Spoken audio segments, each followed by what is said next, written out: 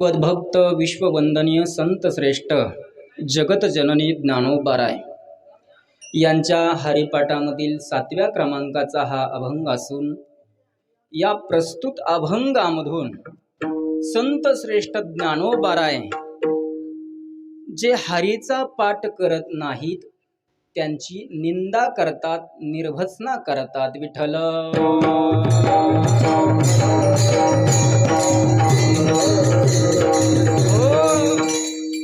सेवेला आरंभ करण्यापूर्वी उपस्थित तुम्हा सर्वांच्या चरणावर नतमस्तक होतो। भगवंताच्या कृपेने आणि साधू संतांच्या कृपेने आपण सर्वांनी चालू केलेला हा नित्यनेम, या नित्यनेमामधील ही आजची 55व्या क्रमांकाची एकादशी, अर्थात सुरू होऊन 54 एकादशी झाल्या आणि ही 55 क्रमांकाची एकादशी, तिसऱ्या फेऱ्यातील 6व्या क्रमांकाची एकादशी आज या ठिकाणी आपण साजरी करत आहे। जे कोणी या कीर्तनाला येतात, जे कोणी कीर्तन ऐकतात, जे कोणी दिवसभर वारकरी आपल्या घरी येणार आहेत म्हणून त्यांच्याकरता स्वयंपाक करतात, त्या सर्वांना एकच फळ प्राप्त होतं। म्हणजे 2 तास या ठिकाणी उभा राहून जे फळ मला प्राप्त होणार आहे, जे पुण्य मला प्राप्त होणार आहे, तेच पुण्य या ठिकाणी टाळ घेऊन उभा राहणाऱ्यांना सुद्धा आहे, कीर्तनात बसणाऱ्यांना सुद्धा आहे, मृदुंगाचार्यांना सुद्धा आहे, गायनाचार्यांना सुद्धा आहे, चोपदारांना सुद्धा आहे, विनेकऱ्यांना आहे आणि फराळ करणाऱ्यांना सुद्धा आहे। सगळ्यांना एकच फळ देणारी अशा प्रकारे असलेली ही एकादशी, कोणत्या का निमित्ताने होईना जर आपल्याला एकादशी घडली तर ती पुण्यदायक असते। नवऱ्याने मारलं म्हणून रागारागाने दिवसभर जेवण नाही केलं तरी भगवंताला वाटतं माझ्यासाठीच एकादशी केली। अशा प्रकारे तुका म्हणे भोळी विठ्ठल कृपेची कोवळी, त्या भगवान श्री पंढरीश पांडुरंग परमात्म्याची आपण एकादशी सर्वजण व्रत करत आहात। तुमच्या चरणावर नतमस्तक होऊन आपण प्राप्त वेळेमध्ये अभंगावर चिंतन करू। विठ्ठल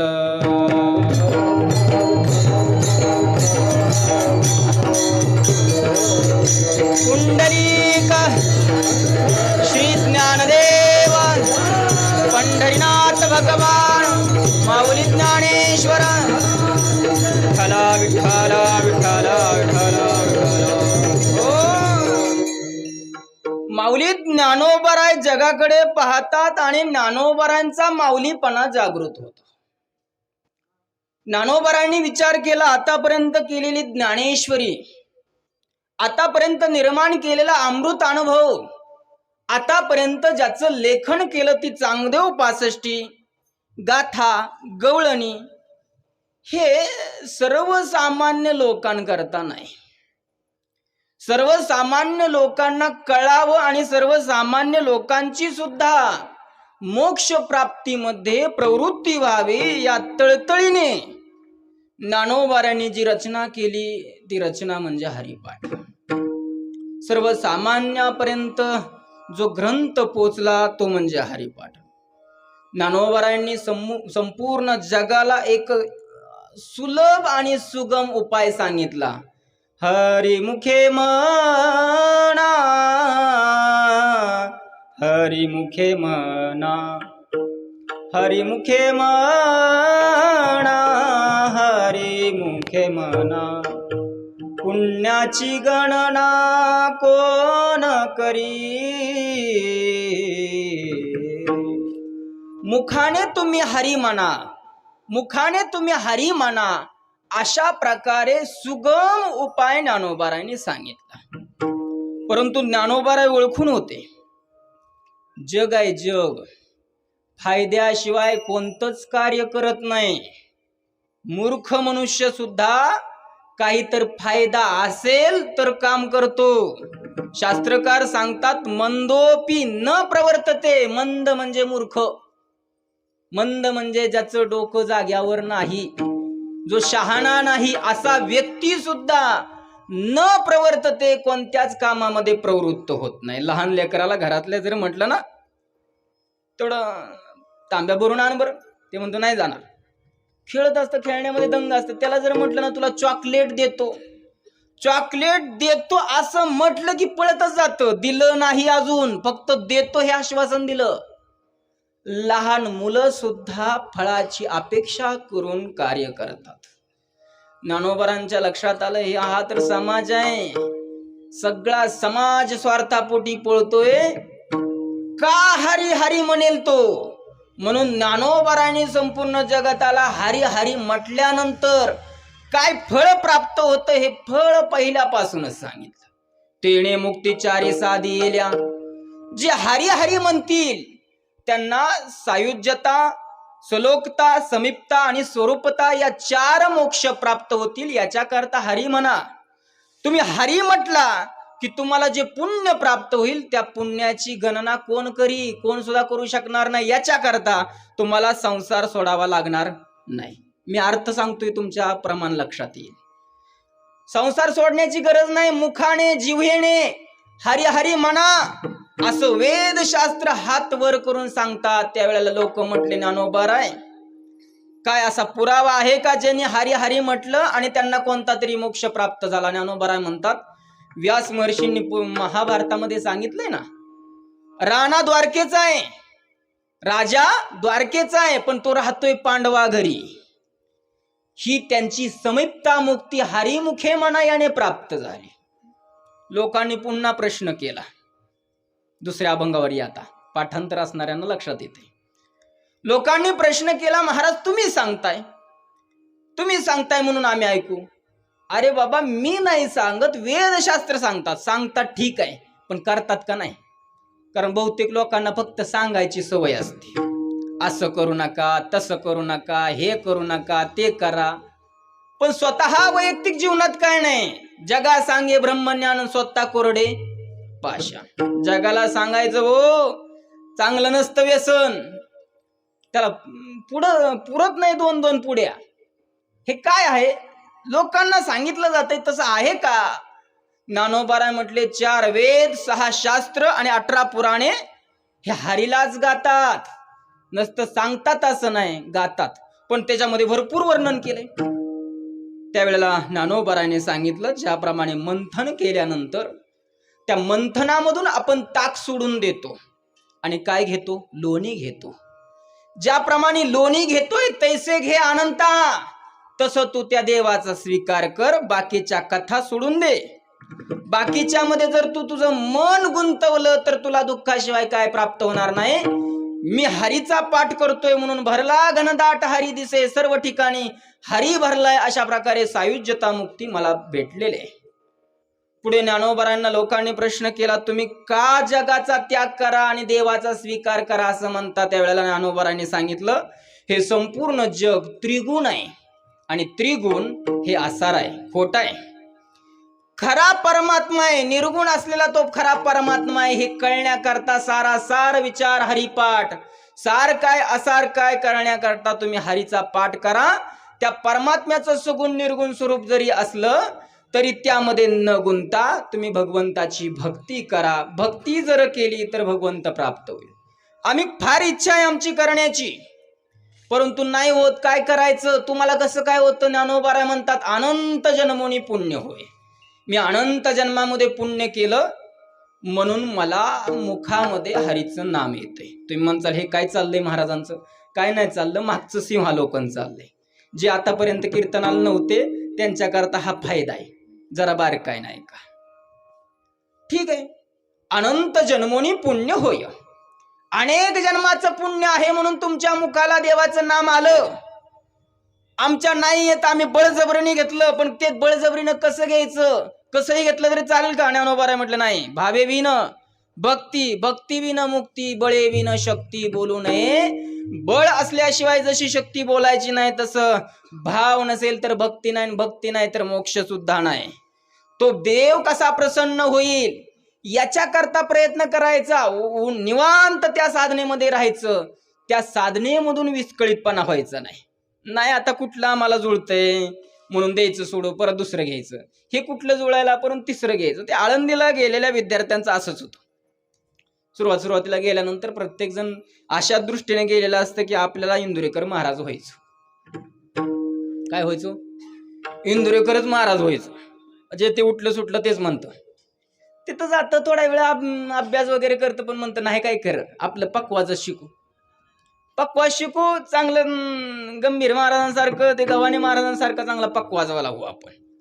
पक्वा शिकवायला लागतो, थोडा दागिना घे गीता धाता गीता ताता गीता करतं थोडं थोडं, पण ते बोट फुटायला लागतात पक्वाज वाजून वाजून. म्हणतं काय नाही खरं, ते सोडून देतं. परत म्हणतं जाऊ द्या, कल्याण गुरुजींसारखं, लता मंगेशकर सारखं आपलं गायन शिकू, आपलं पेटी सारे गमा पदेनीचा सारे गपा सारे गपा. चालतं थोडा दिवस, घसा दुखतो, पहाटे उठायचं, 2-2 तास आरडायचं, ते सोडून देतं.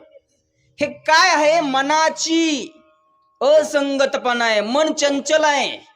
वास्तविक त्याला कीर्तन शिकायचे असं नाही, वास्तविक त्याला गायन शिकायचे असं नाही. मन हे विचलित करतं आपल्याला. कीर्तन शिकण्यामधून पक्वास शिकण्याकरता मन प्रवृत्त झालं म्हणजे पक्वास शिकण्याची इच्छा नाही, त्याला कीर्तनातनं वेगळं करायचंय. पक्वास शिकायला लागल्यानंतर गायन शिकण्याची इच्छा होते म्हणजे त्याला गायन शिकायचे असं नाही, पक्वास शिकण्यापासून वेगळं करायचंय, असं हे मन आहे. म्हणून कोणत्याही साधनेमध्ये स्थिर राहा. स्थिर राहिला तर कासवासारखा पैज जिंकशील. त्या परमार्थाचं मूळ साध्य परमात्मा प्राप्त करून घेशील. आणि प्रपंचाची तू चिंताच करू नको, फक्त हरीचं नाव घे. तुटेल धरणे प्रपंचाचे, सगळे धरणे संकट नष्ट होईल. त्यावेळेला लोकांनी पुन्हा प्रश्न केला, महाराज ओ महाराज ऐकताय का? सगळी महाराज ऐकताय का? तुम्ही हरी हरी म्हणायला होता, त्यापेक्षा योग याग विधी हे केलं तर नाही का चालणार? ज्ञानोबाराय म्हटले, हे योग याग विधी जर करत असाल तर याने तुम्हाला मोक्ष प्राप्त होणार नाही, केलं तर तुम्हाला उपाधी प्राप्त होईल. वायाची उपाधी दंभ धर्म हे करू नका, फक्त मुखाने देवाचं नाम घ्या, देवाचं नाम घ्या. योग याग विधी येणे नव्हे सिद्धी, वायाची उपाधी दंभ धर्म. पुढे कैसेनी दैवत प्रसन्न त्वरित उगारा हिनवंत शिने शिवाया साया, हे नाही बरोबर आहे का? भावेविन देव न कळे निसंदेह, गुरुविन अनुभव कैसा कळे. तपेविन दैवत दिधल्या विन प्राप्त, गुजे विन हित कोण सांगे. ज्ञानोबाराय म्हणतात, भाव असावा, भाव असेल तर देव तुम्हाला प्राप्त होईल, गुरु शिवाय ज्ञान प्राप्त होणार नाही. मी माझ्या गुरूंना शरण गेलो त्यामुळे मला हा संसार मी तरुण गेलो, असा ज्ञानोबारायने उपदेश केला. हे झाले अभंग किती? 5च ना? 5 अभंग झाले.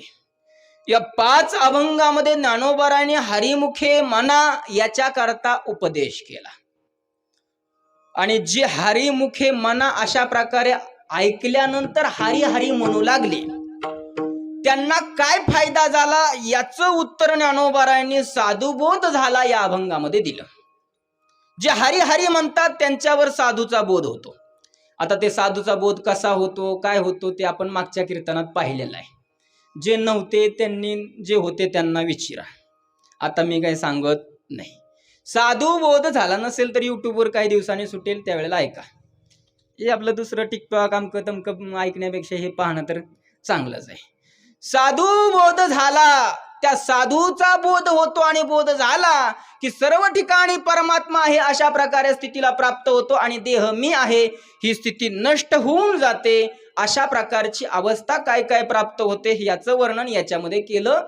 एवढं वर्णन हे जे केलं ते भक्ती करतात त्यांचं केलं. ज्ञानोबारांनी पाहिलं, असा एक वर्ग होता की जो भक्ती करतोय, पण एक वर्ग असा आहे 6 अभंगाची रचना केली पण अजून नाही, अजून त्यांची काय हरिपाठामध्ये प्रवृत्तीच नाही. इकडे किती गप्पा मारतील पण हरी हरी काय मनना गेली, नुसतं कीर्तनाला येऊन बसतात. असं ज्ञानोबारांना वाटायला लागलं. फक्त कीर्तन ऐकतात सगळं, प्रत्येक एकादशीला, पण बदल काहीच नाही, हाय तसंच. काय नाही दिनक्रम, हरिपाठ नाही, तुळशीला पाणी नाही, काही नाही. गळ्यामध्ये तुळशीची माळ परिधान करावी ही सुद्धा बुद्धी होत नाही, नुसतं कीर्तन ऐकतात. असं कोण म्हणतंय? ज्ञानोबाराय. ज्ञानोबारांना वाईट वाटलं, एवढं आपण सांगतोय लोकांना, एवढं बिंबीच्या डेटापासून एवढं बोंबळून सांगतोय, पण तरी लोक ऐकत नाहीत, तरी लोक ऐकत नाहीत. सहन करण्याची मर्यादा असते. एखादा शांत दिसणारा व्यक्ती अचानक जर रागाने बोलत असेल तर समजावं त्याची सहन करण्याची क्षमता संपली. विठ्ठल विठ्ठल.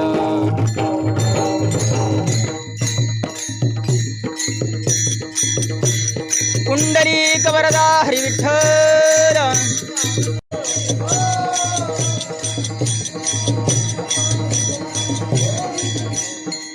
ज्ञानोबराय हे माऊली आहेत, अतिशय मृदू स्वभावाचे असलेले असे ज्ञानोबराय. पण ज्ञानोबराने अनेकदा लोकांना सांगितलं, पण लोक ऐकणं गेले. मग ज्ञानोबरांना राग आला आणि ज्ञानोबरांनी लोकांना रागाने ताडण केलं. अभंगाचं प्रथम चरण.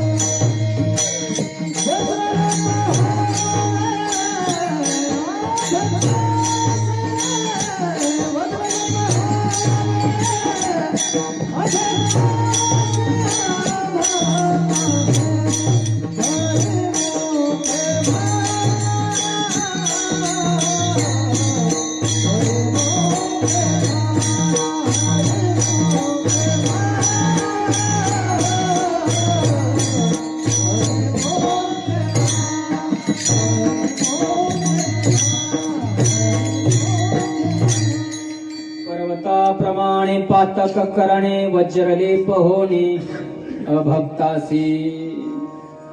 अतिशय प्रेमाने आणि कळकळीने सांगून ज्या वेळेला ऐकलं जात नाही त्यावेळेला शेवटचा उपाय असतो ते म्हणजे रागाने बोलणं. आई आपल्या लेकराला, आपल्या मुलीला, आपल्या मुलाला प्रेमाने सांगते, बाळा असं कर, बाळा तसं कर, बाळा अभ्यास कर.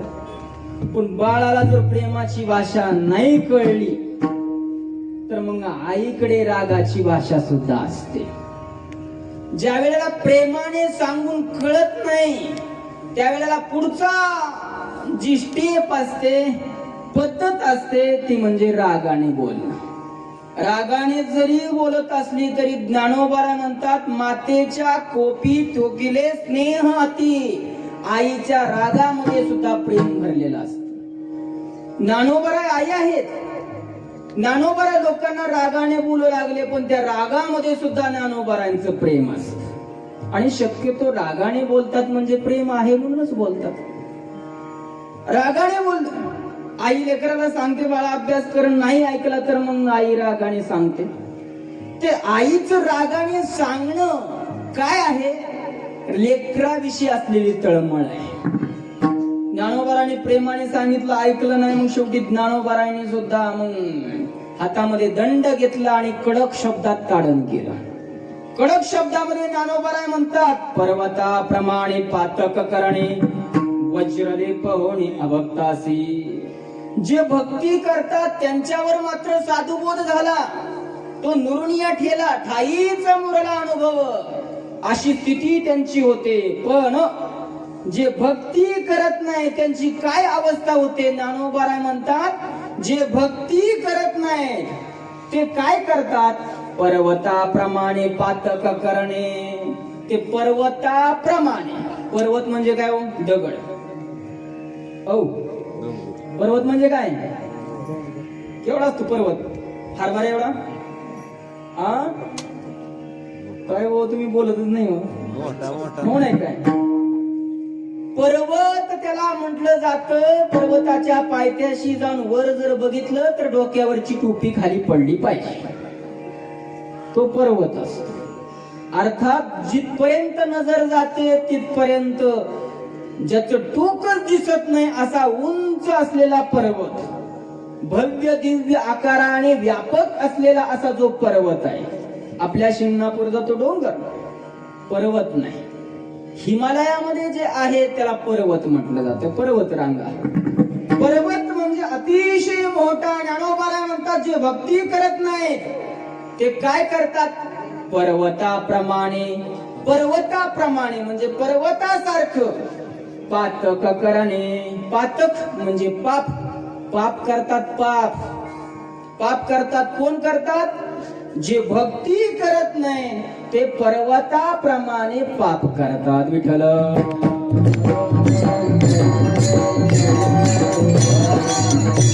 पर्वताप्रमाणे पाप करतात म्हणजे काय? पर्वत म्हणजे पर्वत अतिशय मोठा असतो. पर्वत जसा मोठा आहे तशा प्रकारे मोठं पाप करतात. आता मूळ मुद्द्यावर या. भक्ती करत नसेल तर पर्वताप्रमाणे पाप करतो अशा प्रकारे ज्ञानोबा म्हणतात. याचा अर्थ असा आहे भक्ती न करणं हे सगळ्यात मोठं पातक आहे. जगामध्ये व्यसन करणं, मांसाहार करणं, चोरी करणं, हत्या करणं, परस्त्री गमन करणं, दुसऱ्याची इस्टेट बळकावणं हे पाप सांगितलेलं आहे. पाप आहे. मोबाईल चालू आहे, बंद करा सांगा. विठ्ठल.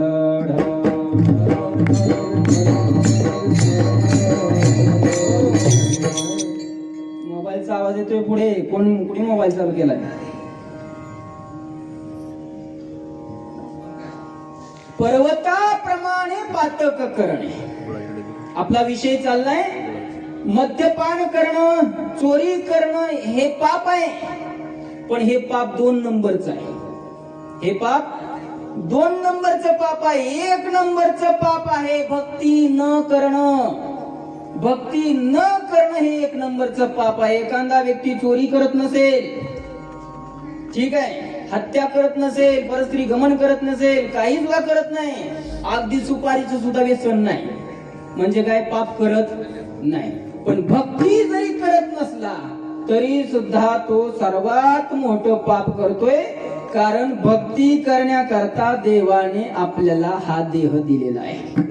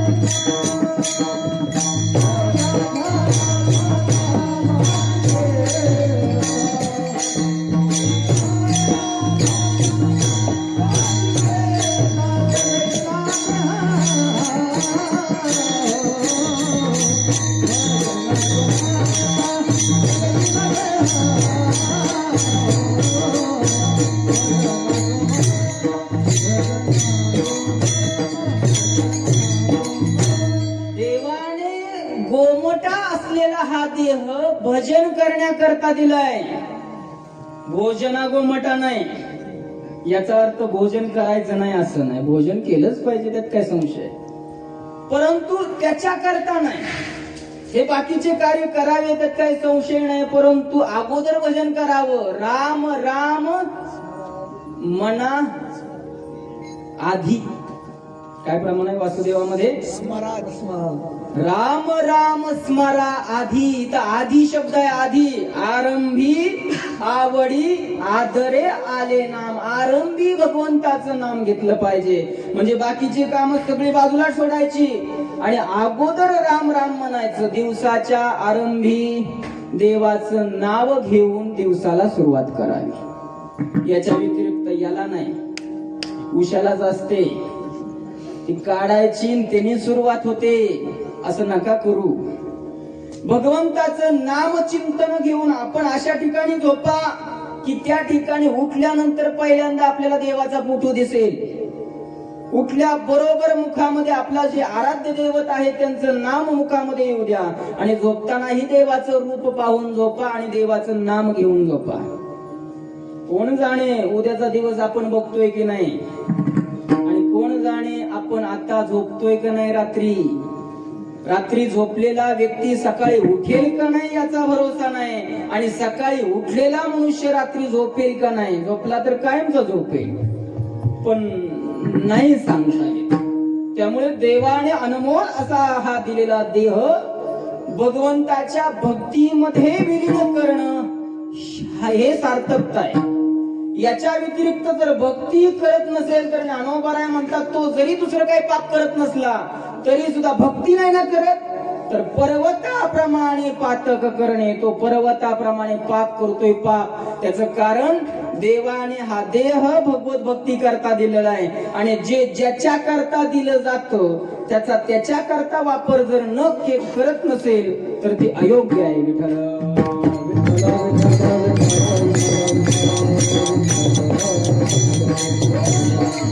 मला सांगा, दारू प्रत्येकाच्या घरात असत. दारू ते कशा करताय हस गेला. त्याचा वापर जर शेतातील कामाला आपण करत असेल तर ते योग्य आहे, पण त्याचाच उपयोग आपलं देह टांगण्याकरता जर आपण करत असेल तर ते अयोग्य आहे. कोणतीही गोष्ट करत असताना 10 वेळा नाही, 1000 वेळा विचार करायचा. 1000 वेळा मी जे आता करतोय ते पाप आहे का पुण्य. पाप असेल तर ते करू नये, आणि पुण्य असेल तर ते अवश्य करावं. जर पाप केलं तर लक्षात घ्या, आम्ही ज्यांच्या करता पाप करतोय त्यातलं नाही कोणी तुम्हाला सोडवायला येणार, कोण नाही पापामध्ये वाटेगार होणार. आपण केलेलं पाप आपल्यालाच भोगावं लागणार, याच्यात काही संशय नाही. किती मोठं पाप आपण केलं आणि कोणासाठी जरी केलं तर ते केलेलं पातक आपल्याला भोगावं लागणार. रामायणामधला प्रसिद्ध दृष्टांत तुम्हाला जरी ज्ञात असला तरी सिद्धांताच्या दृष्टीने मी सांगतोय. रत्नाकर नाव आहे, ज्यांना वाल्या कोळी या नावाने ओळखलं जातं, त्यांचं मूळ नाव रत्नाकर. घर संसार आहे, आई वडील, बायको, मुलं, मोठा प्रपंच. या प्रपंचाला जगवण्याकरता व्यवसाय निवडला चोरी करणं. जंगलामध्ये जावं, आडारण्यामध्ये कुणी धनवान दिसला कापलंच त्याला. नसता किसा नाही कापायचा, गळा सुद्धा कापायचा. कुणा करता? यांना जगवण्याकरता, माय बापाला, लेकराला, बायकोला, त्यांच्या करता गळे कापू लागला. किती जणांना मी मारलं हे माझ्या लक्षात राहिलं पाहिजे म्हणून एक खडा घ्यायचा, रानात टाकायचा. एक माणूस मारला, एक खडा घ्यायचा, रानात टाकायचा. आपलं असतं ना गणित घरामध्ये, आज किती खर्च झाला, किती प्राप्त झालं, हे जसं आहे तसं. एवढं पातक केलं, काय त्याचं पुण्य उदयाला आलं. नारद वर्षी त्या वाटेने चालले. नारद महर्षी वाटेने चालले की नारद महर्षींच्या गळ्याला लावला ना चाकू, कुऱ्हाड. नारद महर्षी म्हटले, अरे बाबा, तुला मला मारून काय उपयोग आहे? माझ्याकडे काय विना चिपळ्या, हे घेऊन काय करणार आहे तू? हेची आम्हा धन, हेच आमचं धन आहे, दुसरं नाही माझ्याजवळ काय. बरं मला हे सांग, तू हे पाप कशा करता करतोय, कुणा करता करतोय? त्यांनी सरळ सरळ उत्तर दिलं, आई वडील, माझी पत्नी, माझी मुलं यांना जगवण्याकरता मी पातक करतोय. नाही करणार तर काय करू? यांना नाही मारलं तर माझी मुलं उपाशी मरतील, म्हणून मी हे पातक करतोय. नारद महर्षी म्हटले, अरे तू त्यांच्या करता पाप करतोय ठीक आहे, पण पाप भोगायला ते येणार आहेत का? पाप भोगायला येणार आहेत? ते येणार आहेत का? म्हणजे काय बोलता? त्यांच्या करता करतो म्हटल्यानंतर ते नाहीत का येणार? अवश्य येणार. जा विचारून ये. तो म्हटला, बरं आहे, मी विचारायला जाणार, तुम्ही पळ काढणार. विश्वास नव्हता नारद महर्षीवर. नारद महर्षींना बांधून ठेवलं झाडाला. घरी गेला, दारामध्ये बाहेर अंगणामध्ये आई वडील, वृद्ध झालेले आई वडील बसलेले आहेत. आई वडिलांना नमस्कार केलेला आहे आणि विचारतोय, तुम्हाला माहितीये का तुम्हाला माहितीये का मी हे धन कुठून आणतो म्हणून? आई वडिलांनी सरळ एका शब्दात उत्तर दिलं, आम्हाला माहित नाही आणि माहित करून देण्याची गरज सुद्धा नाही. कारण तू लहान असताना तुला सांभाळण्याची जबाबदारी आमची होती. आता आम्ही वृद्ध झालोय, आम्हाला सांभाळण्याची जबाबदारी तुझी आहे. आम्ही का विचारू आता? आम्ही का विचारू कुठून धन आणतोय? त्याला आश्चर्य वाटलं. तरी सुद्धा त्यांनी सांगितलं, ऐका बाबा, ऐका आई, मी हे जे धन आणतोय ते लोकांना मारून आणतोय आणि जे पाप होतंय त्या पापामध्ये तुम्ही भागीदार आहेत का? त्यावेळेला आई वडिलांनी सहजपणे उत्तर दिलं, बाळा, अरे ज्याने कर्म केलंय त्यालाच भोगावं लागतं, आम्ही तुझ्या पापामध्ये भागीदार नाही. त्याला वाटलं जाऊ द्या, यांचं काय टिकलेलं पान आहे, काही दिवसांनी गळेल. पण सौभाग्यवती फेरे घेतले, 7 जन्म 7 देण्याचा विश्वास दिलाय. ती नाही आपली साथ सोडणार. केवळ सुखामध्ये नाही, दुःखामध्ये सुद्धा साथ देण्याचं तिनं वचन दिलेलं आहे. आत गेलेलं आहे घरामध्ये. आता 1 नंबर नाटक म्हणजे महिला मंडळ. कुठून सुचतात काय माहित नाही बघा. म्हणजे मला तुम्हाला काय म्हणायचं नाही, पण ते आमचाच गुण आहे. नाटक करा 1 नंबर. रडायला सुरुवात केली, ऐको काय खरं नाही, काय खरं नाही, काय खरं नाही, एवढं पोट दुखतंय, एवढं पोट दुखतंय, काहीच खरं नाही माझं. अगं काय झालं, काय झालं, काय झालं? कुणी गाडी घेतली का शेजारीने? पोट दुखतंय म्हणून विचारलं का? कुणी साडी घालून आलं नवीन? नाही, काय प्रॉब्लेम? कानातलं घेतलं काय? कोणता अलंकार घेतला? पोट दुखायचं कारण काय? पुरणपोळ्या जास्त खाल्ल्या का? कुणी रसाचा लयच आग्रह केला का? काय काय झालं? तिने सांगितलं, काहीच नाही झालं, पण फार त्रास होतोय, वैद्याला बोलवा लवकर. ठीक आहे, बोलून आणतो. थांबा थांबा थांबा, वैद्य येस तर मी जगणारच नाही. जगणार नाही? हो ना, खूपच त्रास होतोय. मग काय करायचं? काय नाही, एवढंच करा, माझी नेहमी पोटदुखी तुम्ही घ्या, नेहमी माझ्याकडे राहू द्या. नेहमी पोटदुखी तुम्ही घ्या, नेहमी माझ्याकडे राहू द्या, म्हणजे वैद्य येईपर्यंत मी सहन करेन. ती म्हटली, नारद आपलं वाल्या कोळी म्हटले, तू वीडी का खुली ग? एवढं कळत नाही? कुठं असं दुखणं वाटून घेता येतं का म्हणे? त्यावेळेला पत्नीनं उत्तर दिलं, जिचं नाव रत्नावली, रत्नाकर आणि रत्नावली. तुम्हाला आता येड कसं म्हणावं? अहो, दुखणं जसं वाटून घेता येत नाही, तसं पाप कसं वाटून घेता येईल? पायाखालची माती सरकली. ज्यांच्यावर विश्वास ठेवला, ज्यांच्या करता एवढं महापातक केलं, त्यांनी आज माझी साथ सोडली. लक्षात आलं की मला या पातकातून सोडवणार कुणीच नाही.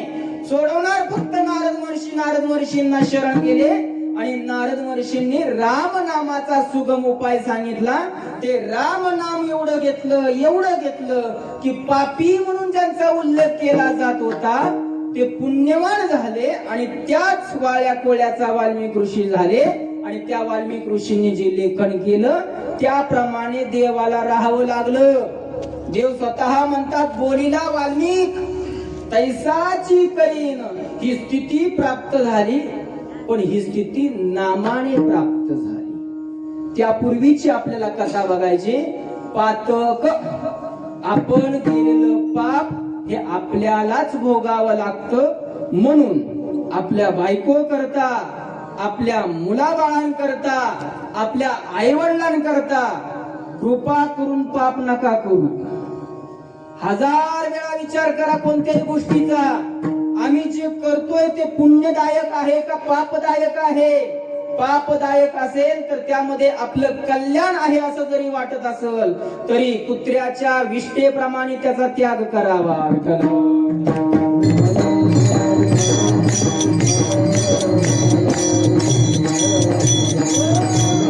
नाही काय वाटत लोकांना, काहीच वाटत नाही पाप करताना. सहज मारतात, सहज किड्या मुंग्यासारखे सहज, काही नाही वाटत. शरीराने पाप, वाचेनं पाप, मनाने पाप, सतत मनाने वाईट चितायचं दुसऱ्याच. लक्षात घ्या, मनाने जरी तुम्ही कुणाचं वाईट चितत असाल तर ते मनाने वाईट चितणं सुद्धा महापातक आहे. तुम्ही म्हणसाल अहो आम्ही फक्त मनाने म्हणलं त्याच्या बोरला पाणीच लागू नये, आम्ही काय असं तोंडाने म्हणलो का? आम्ही म्हटलं बाबा एवढा मोठा पाऊस आलाय तर पडावी त्याची भिंत, मनाने म्हणलो, तोंडाने नाही कुणापाशी म्हणलो. असं जरी मनाने म्हणत असाल तर लक्षात घ्या, तुम्ही नाही भले त्यांची भिंत पाडली, पण भिंत पाडल्याचं पातक तुमच्या पदरात कधीच पडलं. आणि मनाने नसतं तुम्ही इच्छिलं त्याचं चांगलं व्हावं, आपलं जसं झालं तसं दुसऱ्याचं सुद्धा चांगलं व्हावं असं जरी मनाने संकल्प करत असाल तरी सुद्धा तुम्हाला पुण्य प्राप्त होईल. पण नाही, वाईट म्हणे वाईट, दुसऱ्याचं वाईट कसं? ठीक आहे, आपलं झालं चांगलं, दुसऱ्याचं नाही झालं पाहिजे अशी प्रवृत्ती असलेले लोक आहेत. तर ही प्रवृत्ती सोडा, कारण पाप जर आपण करत असाल, आता माझ्या वाटेल, आता माझ्या वाटेल, पण ते पाप ज्या वेळेला भोगायला येतं त्यावेळेला बोंबलण्याशिवाय दुसरा कोणताच पर्याय नसतो. प्रसिद्ध दृष्टांत आहे धृतराष्ट्राचा. आयुष्यभर पाप केलं, कुणासाठी? लेकरासाठी. लेकरासाठी, दुर्योधनासाठी धृतराष्ट्राने पाप केलं. आंधळा धृतराष्ट्र, कळत होतं त्याला की याच्यावर अधिकार युधिष्ठिराचा आहे, आपला नाही, पण माझ्याच पोराला जमीन प्राप्त व्हावी असं म्हणणारे धृतराष्ट्र तेव्हा होते आणि आताही आहेत. तेव्हा होते, आताही आहेत. पण लक्षात घ्या, त्यावेळेला पांडवांचा विजय झाला, आता सुद्धा पांडवांचाच होणार.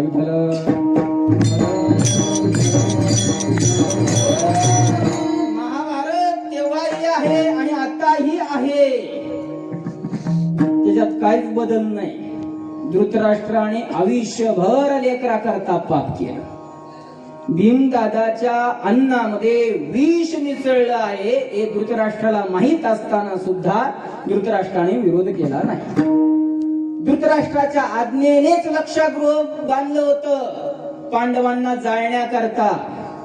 भर सभेमध्ये पतिव्रता असणाऱ्या द्रौपदीचं वस्त्रहरण केलं जात होतं.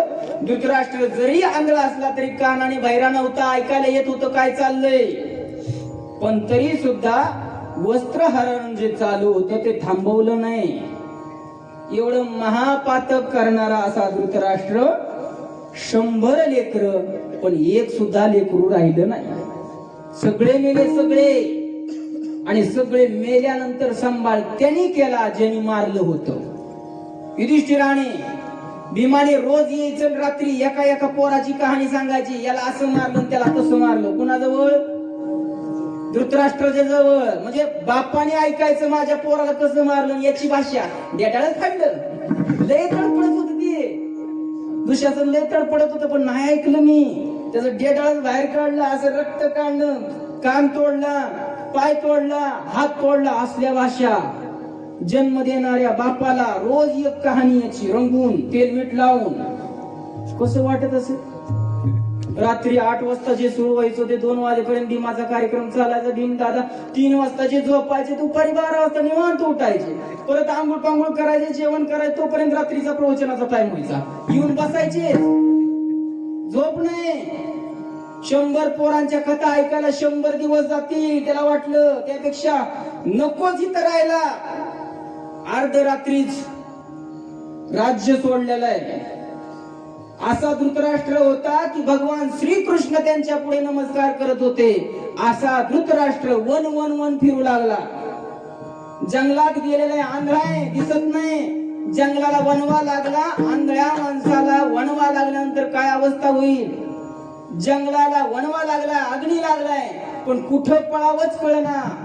अग्नीने तडपडून तडपडून धृतराष्ट्र मेला. लक्षात घ्या, पाप कराल तर पाप भोगावं लागेल. त्यामुळे सावधान होऊन कर्म करा.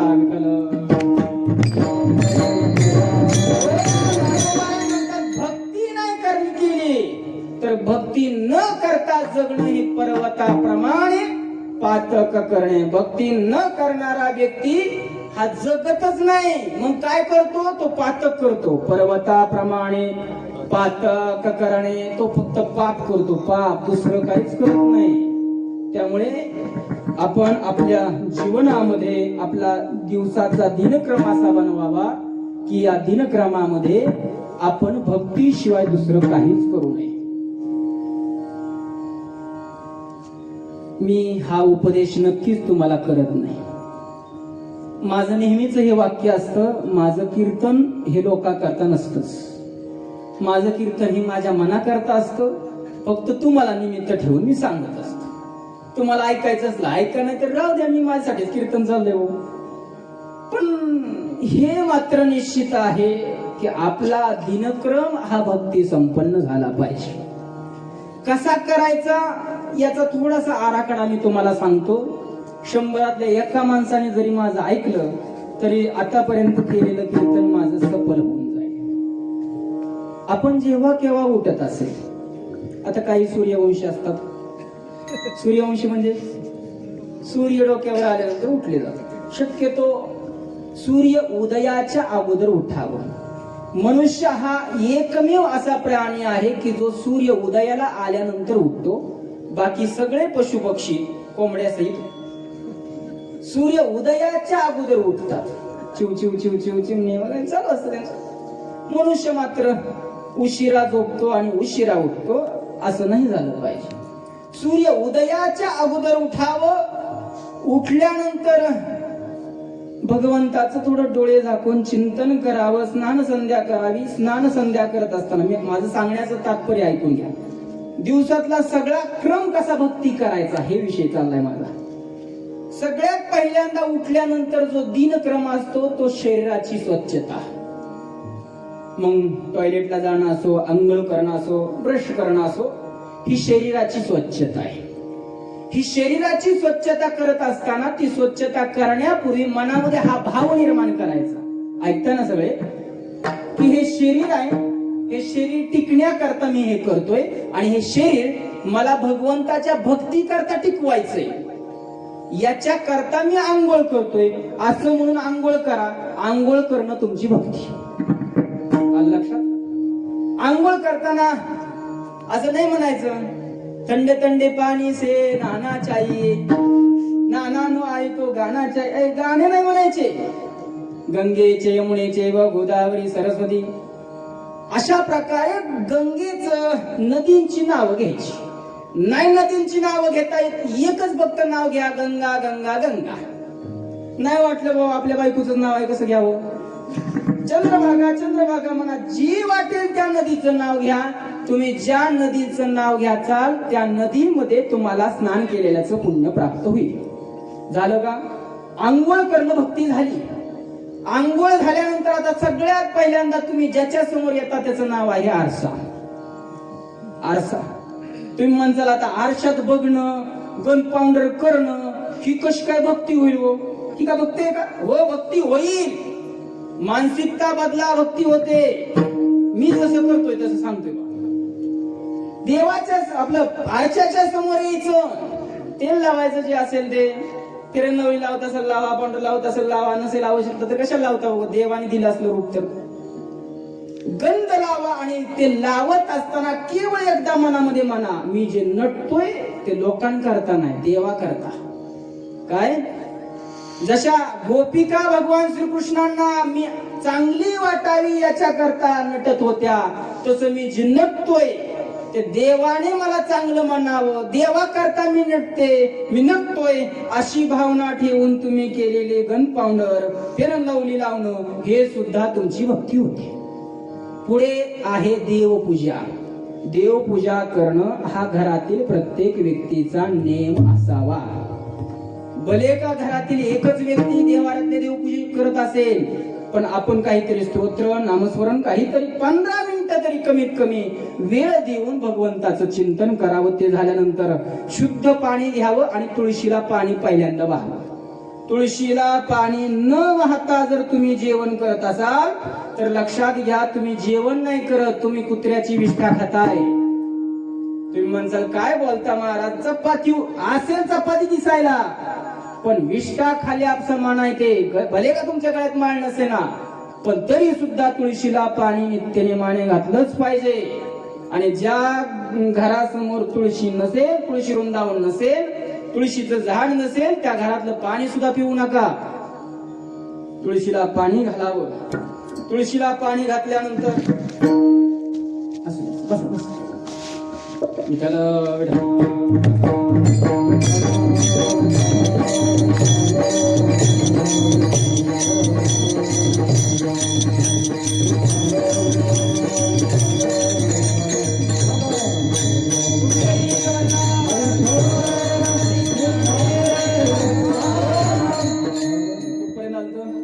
तुळशीपर्यंत आलता. आता या तुळशीने खाली या.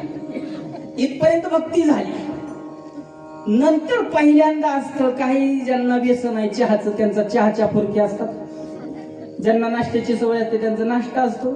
ज्यांना जेवणाची सवय आहे त्यांचं जेवण असतं. आता मुळात चहा हे व्यसन याच्यात काही संशय नाही. पण तरी सुद्धा आता काही काही लोक असं शिंपडतात देवावर सुद्धा, घ्या देवा. असो, चहाचं जरी व्यसन असलं तरी सुद्धा कुठेतरी शरीराला जी तरतरी येते चहा पिल्यानंतर, ही तरतरी संसारातलं काम करण्याकरता नकोय देवा, तुझं नाम चिंतन करताना मला आळस नको म्हणून मी चहा पितोय असं समजून जरी चहा पिला तर ते व्यसन नाही. चहा तुमची पिणं ही सुद्धा भक्ती होते. जेवण करताय, जेवण करताना पहिल्या घासाला तोंडामध्ये घास टाकल्यानंतर संकल्प करा, या जगातील सगळे जीव तृप्त व्हावे. काय संकल्प करायचा?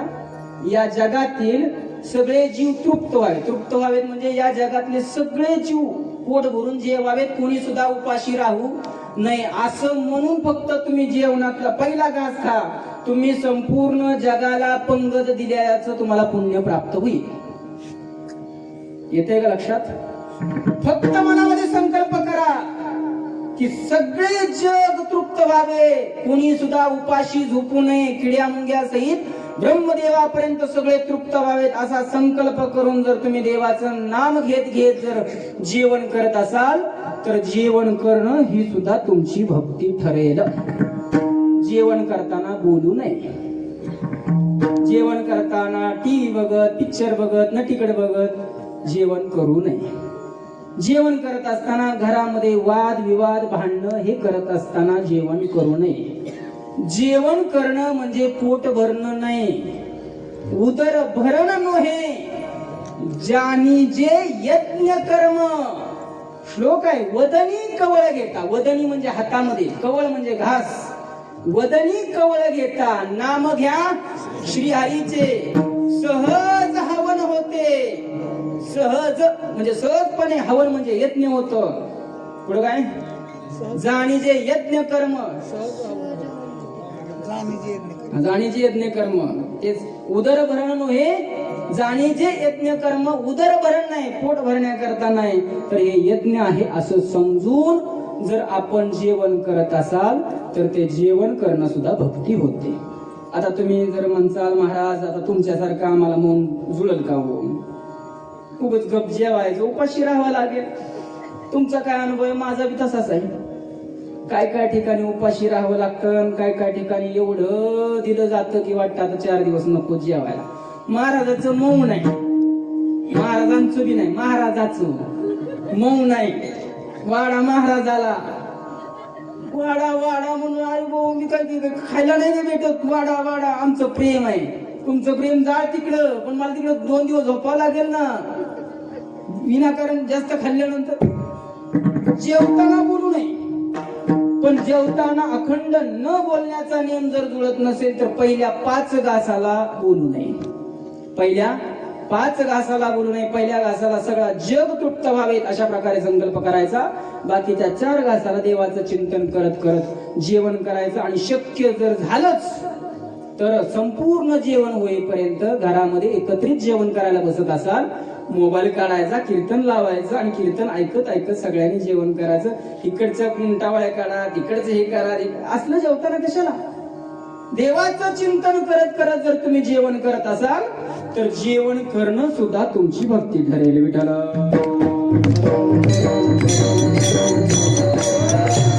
जेवण झाल्यानंतर आपला जो काही दिनचर्या आहे, विद्यार्थी असेल तर शाळेत जातात, शेतकरी असेल तर शेतात जातात, व्यावसायिक असेल तर व्यावसायिक काम करायला जातात. तुम्ही जे जे काय करताय, कॉलेज करत असाल, शेती करत असाल, व्यवसाय करत असाल, जे काही करताय ते स्वे स्वे कर्मण्यभिरत संसिद्धिं लभते नरः. जे काही करताय ते भगवंताची सेवा आहे असं मानून जर करा. शेती करत असाल तर असं म्हणायचं ही शेती माझी नाही, जरी 7-12 माझं नाव असलं तरी ही शेती देवाचे, माझ्या विठ्ठलाचे, माझ्या नामोबाचे, आणि त्याच्या शेतीमध्ये मी कामगार आहे म्हणून मी हे काम करतोय. देवाने मला दिले, आज एवढं काम झालंच पाहिजे, मी कामगार आहे. जर नाही काम केलं तर मग देव पगार देणार नाही, देव बोलेल. अशा दृष्टीने जर शेतीत काम करत असाल तर तुमची शेती करणं हे भक्ती होऊन जाते. शेतीमध्ये पाऊल टाकताना तसा संकल्प करा आणि शेतीतून बाहेर येताना कृष्णार्पण म्हणा. शेती करणं ही भक्ती. आता पुढे काय संध्याकाळ झाली असं समजा की, आता एवढं कुठं सगळं सांगत बसू. संध्याकाळ झाली आणि संध्याकाळ झाल्यानंतर टीव्ही नका लावू, बातम्या नका ऐकू. भले बातम्यानेच जास्त टेन्शन चढतं. कोरोना असतो कमी पण ते लय वाढवून सांगतात बातम्यात. थोडं बरं ऐकलं ठीक आहे, भाग वेगळाय. हरिपाठ म्हणा, 15-20 मिनिटाचा हरिपाठ सर्वांनी म्हणा, एकटं नाही. घरामध्ये 4 माणसं असाल, एका जागेवर बसा, एकाने टाळ घ्या, एकाने विना घ्या. नसेल हे साहित्य राहू द्या, हात आहे ना, हाताने टाळी वाजवावी. एक जणांनी एक टप्पा पुढे म्हणायचा, दुसऱ्याने दुसरा टप्पा म्हणायचा, तिसऱ्याने तिसरा म्हणायचा, चौथ्याने चौथा म्हणायचा टप्पा. नाही पाठांतर वाचता तरी येत असेल, नाही वाचता येत ऐकाय तरी येत असेल, ऐकायचं तरी काम करा. ऐकून सुद्धा पाठांतर होईल. असे अनेक उदाहरण आहेत, ऐकून पाठांतर होईल. म्हणून हरिपाठ म्हणा. हरिपाठ झाल्यानंतर भगवंताचं थोडा वेळ चिंतन करा आणि चिंतन झाल्यानंतर मग जेवणाला पहिला नियम सकाळच्या जेवणाला जो होता तोच. नंतर रात्री झोपणं, तर झोपत असताना असा संकल्प करा, देवा अय देवा, हे देह आहे रे माझी, नाही इच्छा झोपण्याची, पण नाही झोपावं तर देह कसं काय टिकेल. मनुष्य जर झोपलाच नाही तर लय लवकर झोपेल. कळते का? एखाद्याला जर मारायचं असलं ना, मारायचं काय नाही करायचं, त्याला झोपूनच नाही द्यायचं, झोपूनच द्यायचं नाही, लवकर मृत्यू येतो. न झोपल्याने आजार वाढतात. कमीत कमी मनुष्याच्या शरीराला 6 तास झोप आवश्यक आहे. 6 तासाच्या खाली झोपू नये. 6 तास तरी झोपलं पाहिजे, शक्य असेल तर 8 तास. 8 तासाच्या वर झोपू नये. दुपारी तर कधीच झोपू नये. दुपारी झोपणं म्हणजे आपण स्वतः आपलं आयुष्य कमी करणं आहे. रात्री जर परिपूर्ण आपली झोप होत असेल तर दुपारी झोपण्याची आवश्यकता नाही. परंतु काहींचा व्यवसाय असा असतो की त्यांना दुपारी झोपावं लागतं, त्यांनी झोपलं तरी काय वावगं नाही. परंतु रात्रीही पसारतात, 9 वाजता सकाळी उठतात 5-6 वाजता, परत दुपारी 2-4 तास, हे योग्य नाही. झोपत असताना देवाला संकल्पना करा, देवा शरीराकरता, शरीर टिकवण्याकरता, तुझी भगवत भक्ती करण्याकरता शरीराला विश्रांतीची आवश्यकता आहे, म्हणून मी झोपतोय असं म्हणून देवाचं नामचिंतन करत जर झोपला तर तुमची झोपणं ही सुद्धा भक्ती होते. विठ्ठल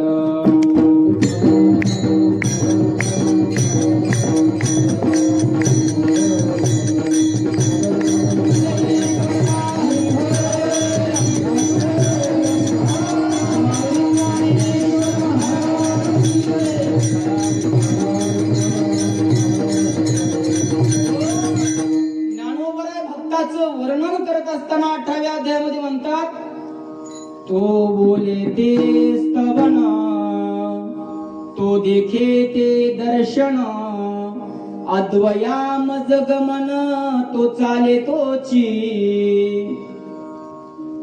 भक्ती करणारे लोक काही जरी करत असले तरी त्यांची भक्ती होते. झोपले तरी सुद्धा ती त्यांची समाधी ज्ञानोबा म्हणतात. चालत असताना प्रत्येक पावलाला विठ्ठल विठ्ठल म्हणत पाऊल टाका. प्रत्येक पावलागणी यज्ञ ठरेल, म्हणजे चालणं सुद्धा भक्ती ठरेल. भले का तुम्हाला जुलाब लागले असतील, त्यामुळे वाऱ्या होत असतील सारखं, खाट पासून टॉयलेट पासून खाट, असं जरी होत असेल तरी प्रत्येक पावलाने विठ्ठल विठ्ठल म्हणत पाऊल टाका. तुमचं चालणं ही सुद्धा भक्ती होईल. भक्ती संपन्न जीवन करण्याचा मी उपाय तुम्हाला सांगितला. हा उपाय काय माझ्या अंगचा नाही, मी करण्याचा प्रयत्न करतो, तुम्हीही करण्याचा प्रयत्न करावा अशा प्रकारे अपेक्षा करतो. आणि जे करत नाहीत त्याचं उत्तर ज्ञानोबराने दिलं, पर्वताप्रमाणे पातक करणे. जे असं करत नाहीत, भगवत भक्ती करत नाहीत, मग ते जे काय करतात ते पाप करतात. पाप अन्नम ब्रह्मा रसम विष्णुर यत भोक्ता महेश्वर. ब्रह्मवैवर्तक पुराणामध्ये हा एक श्लोक आहे. त्या श्लोकाचा अर्थ असा आहे की भगवंताकरता जर तुम्ही जेवण करत असाल तर अन्नम ब्रह्मा रसो विष्णुर.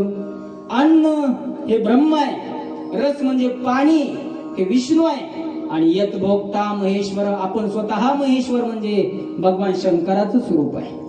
आणि आपण जर देवा करता जर करत नसेल, आपल्या शरीराच्या भुके करता आणि जिभेच्या चवी करता जर जेवण करत असेल तर अन्नम विष्टा रसम मूत्रम.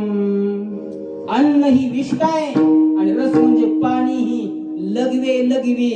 मग विष्टा खाणारा कोण असतं? विष्टा खाणारा कोण असतं? वराह म्हणजे ते आपण आहे. विठ्ठल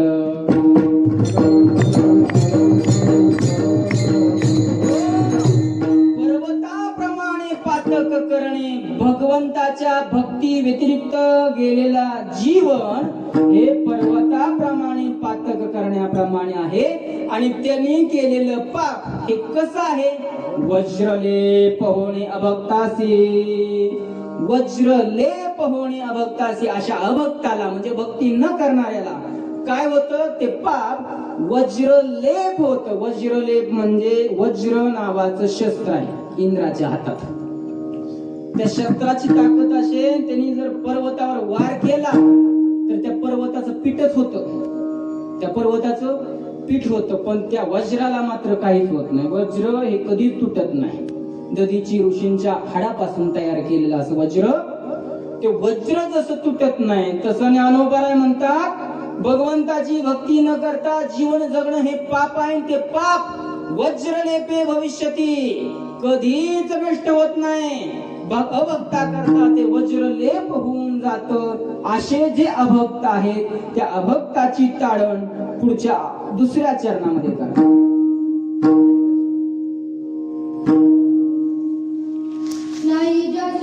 नाही जासी भक्ती तो पतित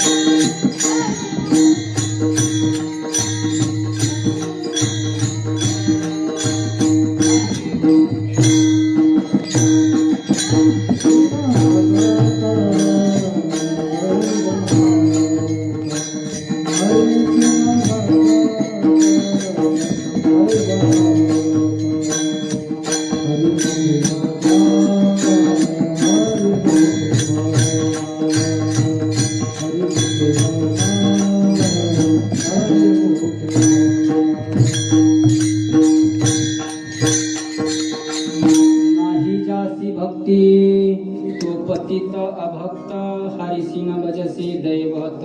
विठ्ठल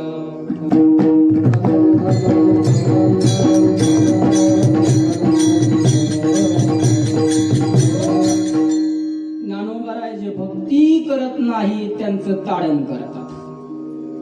इकडे लय ताप देते ती, त्याच्यामुळे कान झाकत असतो. नाही जास्ती भक्ती, जास्ती भक्ती नाही तो कसा आहे? पतित अभक्त. पतित आहे, पतित म्हणजे पापी आहे, पापी. जो भक्ती करत नाही नाही ज्याची भक्ती तो पतिता भक्त. आता तुम्ही म्हणसाल भक्ती म्हणजे काय वगैरे वगैरे. आता याचा विस्तार करणं अयोग्य आहे, कारण मी मगाशी जे सकाळी उठल्यापासून झोपेपर्यंत सांगितलं की भक्ती आहे.